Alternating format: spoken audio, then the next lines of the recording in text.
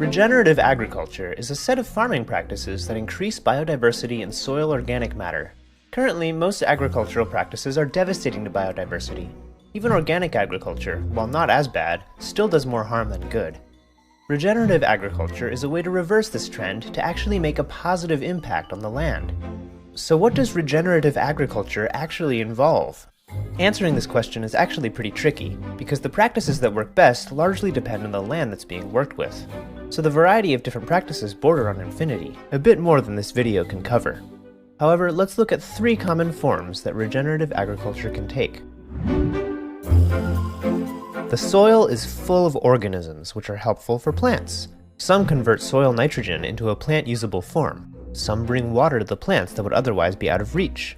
Others loosen and aerate the soil, increasing water absorption and allowing plant roots to penetrate deeper. When soil is turned over by a machine, most of these organisms are killed, so the crops must rely on chemical fertilizer, which ends up leaching into the water. Central to no-till farming is to not do that. Instead of tilling, plant cover crops whose roots break up the soil. Let the worms aerate the soil and bring down nutrients. Keep the soil covered with an organic mulch, which will break down over time, adding more organic matter to the soil. From the release of methane to clearing forests for pasture land, cattle raising is known for being very environmentally destructive. But this is not inherent to grazing animals. If the right practices are put in place, enormous amounts of carbon can be sequestered into the ground, soil can be built, and even desertification can be reversed in a matter of years. Here's how it works. The growth of grass tends to start slow, accelerate, and slow down again. This middle area is where it accrues the most biomass the most efficiently.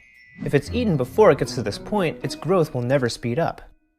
This is what happens with traditional pastured animals. They eat all the grass, which doesn't have the chance to grow back fast enough before getting eaten again, and we have overgrazing.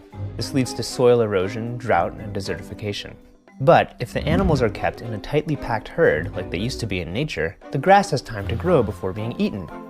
All that biomass in the grass is carbon that comes from the air. Not all of the grass gets eaten, however. Some of it gets pooped on and trampled, which ends up creating the perfect conditions for new topsoil to be built. This ends up happening incredibly quickly.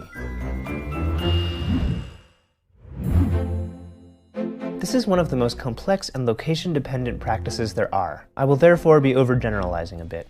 It always starts with observing a local forest and the relationships between everything in it. The plants, the animals, the fungi, the landscape, the soil, the water, and then recreating these relationships in a way that's just as ecologically resilient, but produces more food.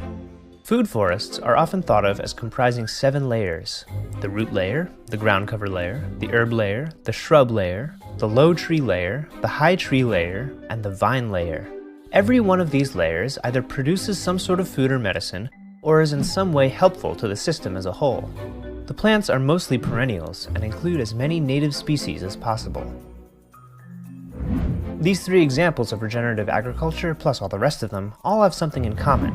Whereas in conventional agriculture, you seek to create as many of one thing as possible, in regenerative agriculture, you seek to create as many relationships between things as possible. You are one of those things. What sort of relationship with the land do you want to foster?